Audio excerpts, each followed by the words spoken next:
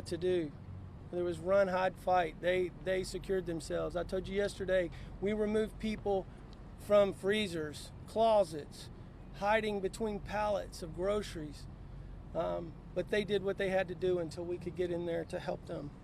The second thing I want to highlight in that is that there was no delay in getting medical attention to them. I've been doing this for 34 years, and this is the first time in my career that I have seen firemen wearing ballistic helmets and vests.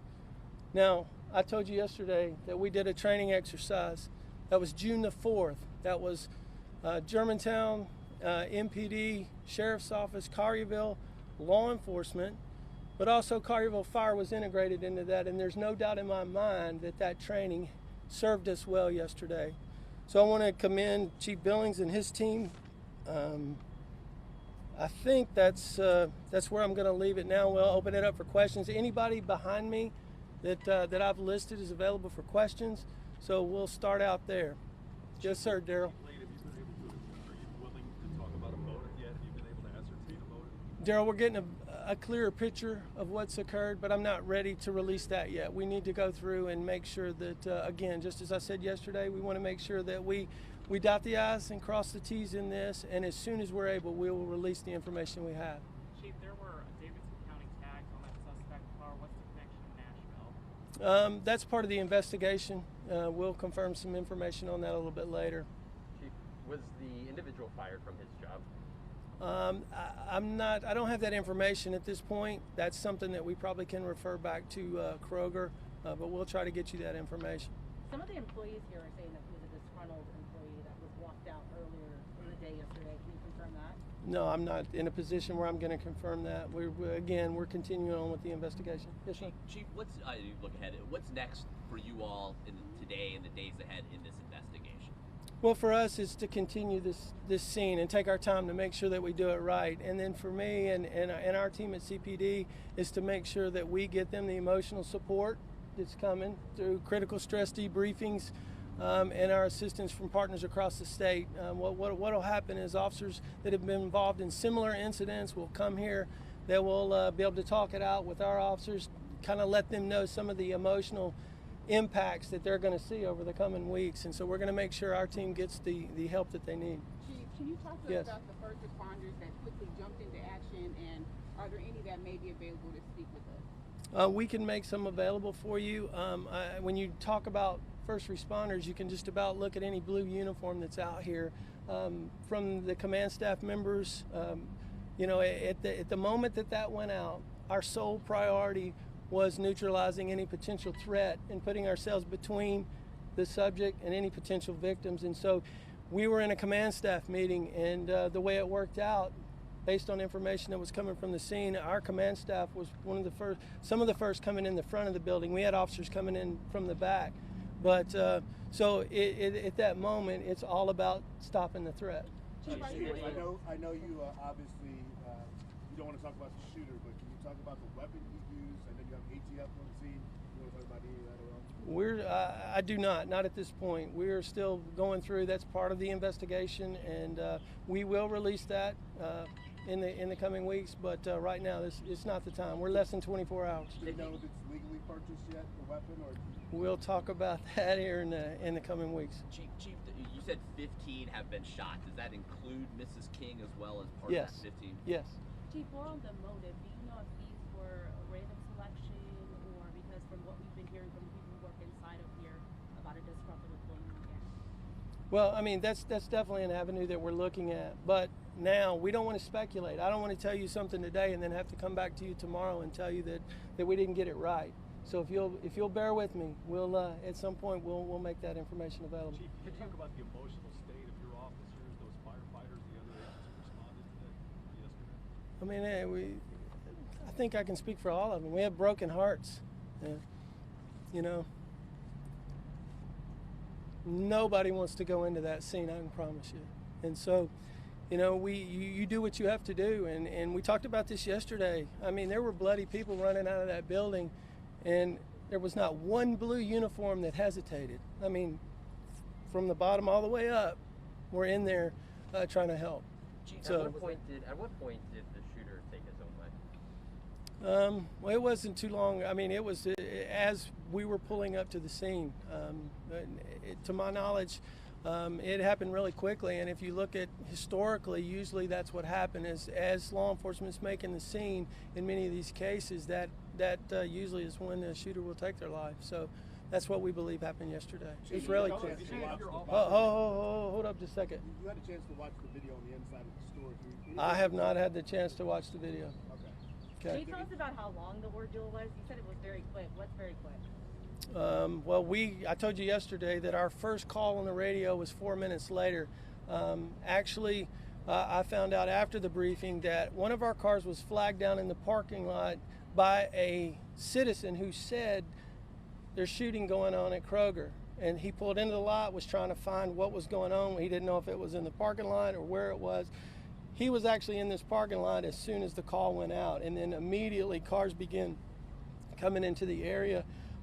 But it was over in a matter of minutes. I mean, probably a couple of minutes, I would say, from the time that our first car started getting here. Sirens were coming, and that's when we believed that he took his own life.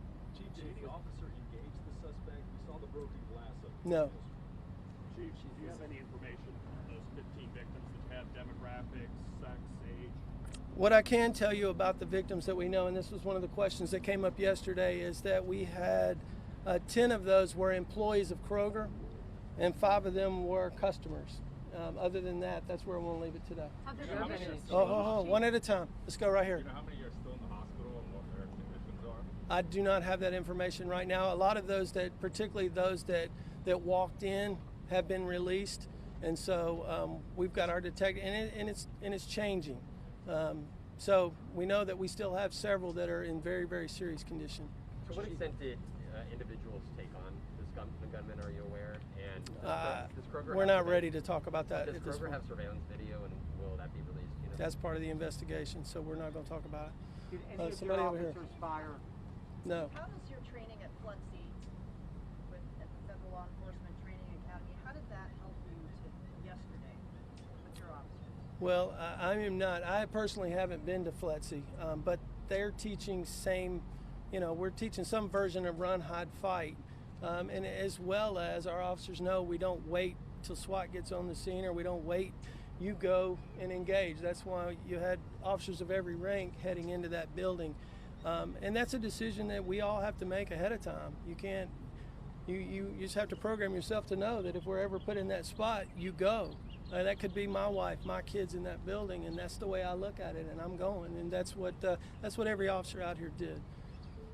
Chief, was anyone detained while executing the search warrant last night?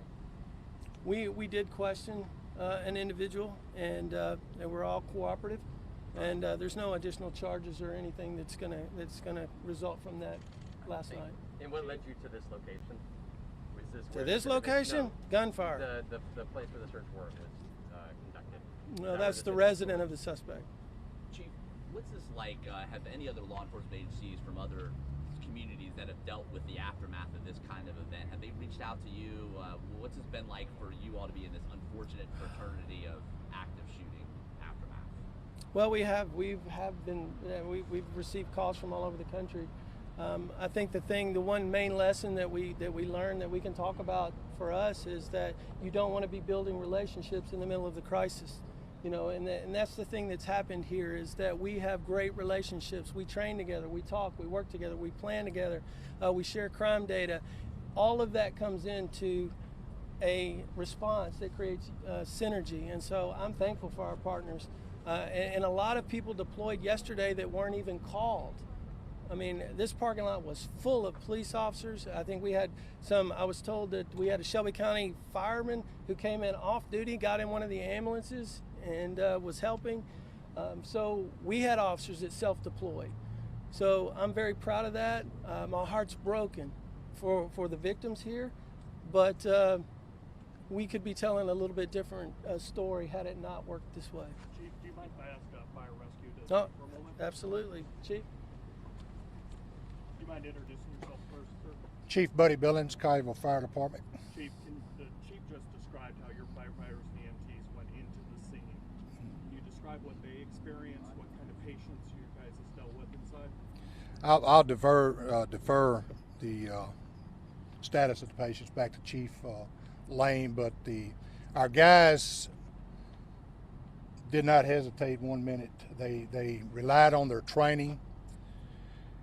As Chief Lane said, we had a combined training exercise on June 4th, and one of the first things I talked to Chief Lane about when he came here 2 years ago is getting together and training, so we're on the same page. Yesterday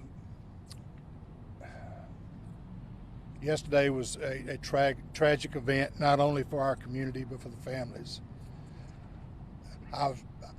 I'm from here. I was born, raised here, and it tears at my soul to see what's going on.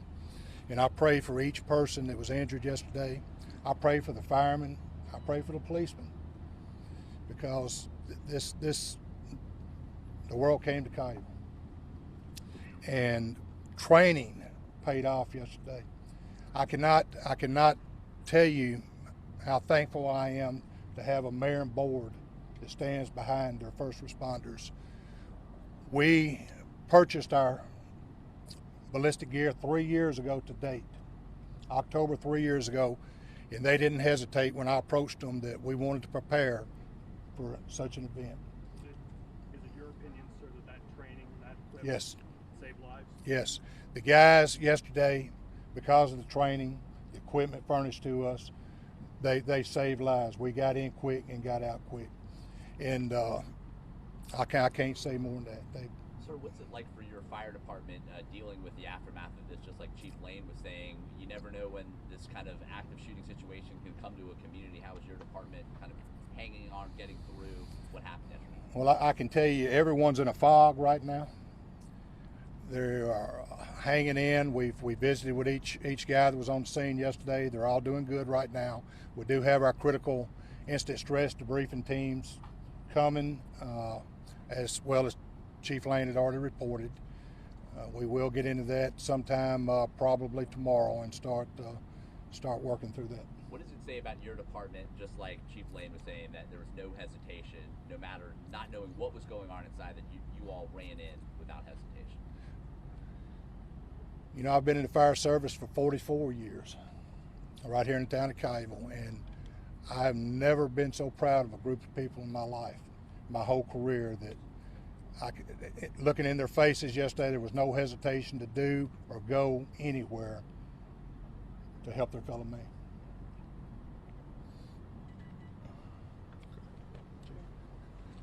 Chief Lane, Yes. there are reports of a search in Antioch last night. Can you confirm if that's related to this I incident? cannot. Chief, at some point, likely employees and neighbors are going to return to this store. Right. What's that going to be like? Will this place ever be the same? You know, obviously, it probably won't. This is always going to be in the back of everyone's mind. But what I encourage people to do, don't live in a state of fear. I say be alert, be vigilant. We're going to do everything we can to support the team here at Kroger and with their employees any way that we can with victim assistance. But I would encourage the community, don't live in fear. Don't live in fear. This stuff, it's a tragedy, but we have to move on. We can't let them win. And so, how do we do that? We prepare ourselves, have a plan. We know run, hide, fight is the simplest thing. I always take it back to when I was little, and the fire guy showed up and said, "Hey, if you ever catch on fire, stop, drop, and roll." I promise you, today, if that happens, I'm going to stop, drop, and roll. So if we take that run, hide, fight. Don't live in fear, but say, if I go somewhere, know where my exits are so that I can get out if something were to happen, and just plan, make a real quick plan in advance so that if something like this occurs, you're not trying to build it in the middle when you're stressed to the max. We already know. We know where we're going. How can you say don't live in fear when we're constantly seeing situations like this one pop up? There was another one at a supermarket in Colorado just 6 months ago. Well, it's difficult, and I'm definitely not making light of it. I'm saying it's a choice, and I'm asking people to do that. And another thing that we can do as a community, most of the time, and I'm not saying in this instance because we don't have any information on that, but most of the time these type of events are planned, and somebody talks to somebody. That's the time. I can't tell you how many times we get And it's more than once a year where we get calls of potential things like this, where we follow it through. We follow everyone through, no matter how minor it seems, to make sure. So we'll never know how many we prevented by doing that. So people have to get involved, provide information, help. It's a whole community approach to public safety, and we're blessed here. That's what we have received is support, and our community does help us. And yes. Does the shooter have any past criminal history, or is there any biographical data that you can give to us about the shooter? I don't have that available. As far as criminal history, there is some I don't want to say minor charges. There were some, I believe there were misdemeanor arrests, but nothing for violence or anything like that. Based off what you just said, would you say this was planned, or was this like a crime of passion, like that this just happened?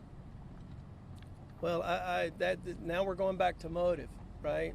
It's phrased a little different, but let us get through the investigation, okay? I want to get you that information. I know you all want it. We all want to know the why. But today, less than 24 hours, we just don't have that. We're not ready to tell you that. I don't want to come back, like I said earlier, I don't want to come back later and us have not gotten it right. Chief, can you confirm yet that this was a lone gunman and not someone working with a partner? Has that been confirmed? I can confirm that, yes. Chief, how Yes. long has the gunman been a third-party vendor for Kroger for? I don't have that information. We can try to get it for you, but I do not know. Was this his typical workplace though, where he'd come to daily? That's my understanding. Miss King, she wasn't like a specific target or anything, was she, that you know of? Again, we're looking into every angle. This doesn't appear to be that way. Doesn't appear, but we've got to verify that. All right. Is there anybody from Kroger that can talk to us? Do we have the Kroger PIO? Is she here? Okay. No, not at this time. Last question. Anybody want it? Any other updates today, sir? Do we plan any other media updates today? If we have any new developments that come up that changes our posture here, we will reach out. Our town PIO, Jennifer Casey, she's on top of that. So if you have questions there, she will be guiding that, as well as Major David Townsend. David, would you raise your hand? If you want the shooter's name, he will provide it when this is over. We just don't want to do it in a news conference. Last one. As a police officer charged with protecting the public, so many of the people we've spoken to say that this causes them to wonder about the most mundane things in life, going to a supermarket, for instance. As someone whose job it is to try and protect the public, what do you have to say to people who are thinking about their daily tasks in a different way as a result of this? Just what we talked about earlier. Remain vigilant. If you want to receive the training, active shooter training, if you're a business owner, you're a citizen of the town, you contact the Collierville Police Department, and we will do everything we can to get you that training.